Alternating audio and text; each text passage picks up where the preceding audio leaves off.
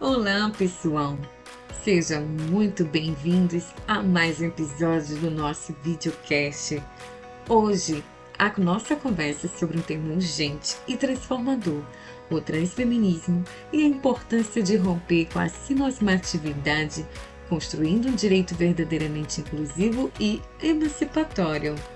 Quando falamos em cisnormatividade, estamos falando da ideia ainda muito presente de que só existem dois gêneros fixos, o masculino e o feminino, determinado pelo corpo biológico.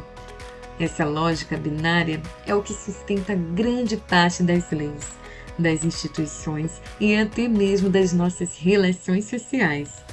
Mas será que o corpo define mesmo quem somos? Ou será que o gênero é uma construção muito mais complexa cultural e política? É sobre isso que a gente vai conversar hoje. Acerca do transfeminismo, é uma vertente do feminismo que nasce da necessidade de incluir as vozes, as lutas, as experiências das pessoas trans e não binárias dentro do próprio movimento feminista. Enquanto o feminismo tradicional focava principalmente nas mulheres cisgênero, o transfeminismo amplia esse olhar e diz: não dá para falar em igualdade de gênero se parte das pessoas continuam sendo excluídas apenas porque seu corpo e sua identidade fogem da norma. Inspirados em autoras como Judith Butler, o transfeminismo parte da ideia de que o gênero é performativo, ou seja, não é algo que a gente é, mas é algo que a gente faz, repete e transforma a cada dia, dentro de um contexto social. Como dizia Simone de Beauvoir, não se nasce mulher, torna-se.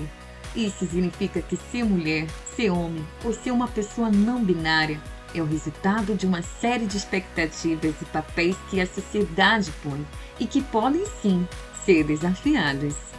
Michel Foucault também é uma referência importante aqui. Ele mostrou que as normas que definem o que é normal ou anormal serve para controlar corpos e identidades, criando hierarquias e exclusões.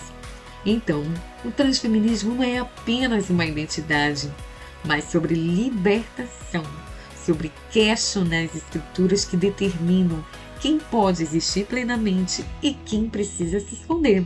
E o que tudo isso tem a ver com direito? Tem tudo! Historicamente, o direito brasileiro foi um dos principais instrumentos de exclusão das pessoas trans. Durante décadas, para mudar o nome ou gênero no registro civil, era preciso apresentar laudos médicos, se submeter a cirurgias ou a diagnósticos psiquiátricos. O Estado dizia, em outras palavras, você só pode ser reconhecido se provar que é doente.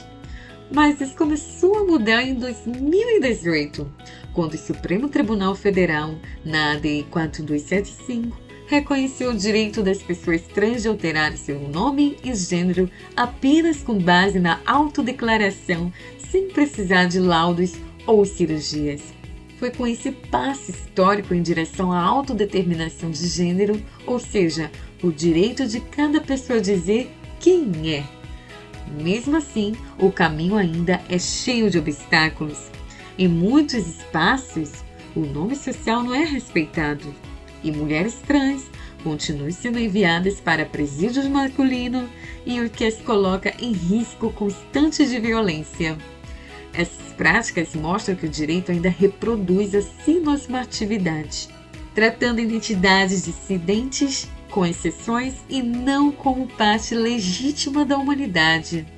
Por isso, a luta transfeminista propõe algo mais profundo. Não basta incluir pessoas trans nas leis que já existem.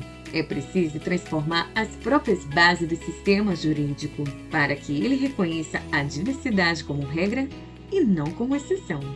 Outro pilar central do transfeminismo é a interseccionalidade, conceito criado por Kimberlé Crenshaw. Ela explica que as opressões não atuam separadamente. Elas se cruzam e se reforçam. Uma mulher trans branca, por exemplo, não enfrenta os mesmos desafios que uma mulher trans negra e periférica. A segunda vive o peso do racismo, da transfobia e da desigualdade social de forma muito mais intensa. E no Brasil, onde a expectativa de vida de uma mulher trans é cerca de 35 anos, segundo a ANTRA, isso não é coincidência. É resultado de um sistema que nega acesso à educação, à saúde e ao trabalho formal. Então, a interseccionalidade ajuda a entender essas camadas de exclusão e mostra que a luta por direitos precisa ser coletiva, plural e solidária. E assim o transfeminismo se conecta a outros movimentos, como o feminismo negro, indígena e queer, construindo pontes e alianças para que ninguém fique para trás. E dessa forma o transfeminismo nos convida a olhar para o direito com outros olhos. Ele não quer apenas que as leis aceitem pessoas trans, mas que elas sejam escritas também por essas pessoas, a partir de suas vivências e saberes. Como diz a autora Luma Nascimento, o transfeminismo é antes de tudo um movimento epistêmico e político, feito por e para mulheres trans e travestis. Essa mudança de perspectiva é o que pode se transformar no direito em um campo de emancipação e não de punição. Um direito que escuta, reconhece e protege todas as formas de existência. Um direito que aplica a Lei Maria da Penha a todas as mulheres, inclusive as mulheres trans, porque entende que a violência de gênero não depende de biologia, mas de estrutura de poder. Romper com a cisnormatividade, portanto, é mais do que garantir direitos. É mudar a forma como o Estado e a sociedade enxergam as pessoas.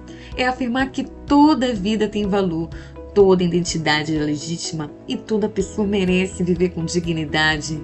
Assim, o transfeminismo é chamado à transformação do pensamento, da linguagem, das instituições. Nos lembra que não existe democracia verdadeira sem inclusão e que o direito só cumpre sua função quando protege quem mais precisa dele. Como Butler afirma, o gênero é sempre uma performance, mas o respeito à vida é uma escolha ética. Então, que o nosso compromisso seja esse, um direito que não exclui, mas liberta, que não julga, mas reconhece, que não silencia, mas escuta. E obrigada por acompanhar até aqui e até os próximos episódios.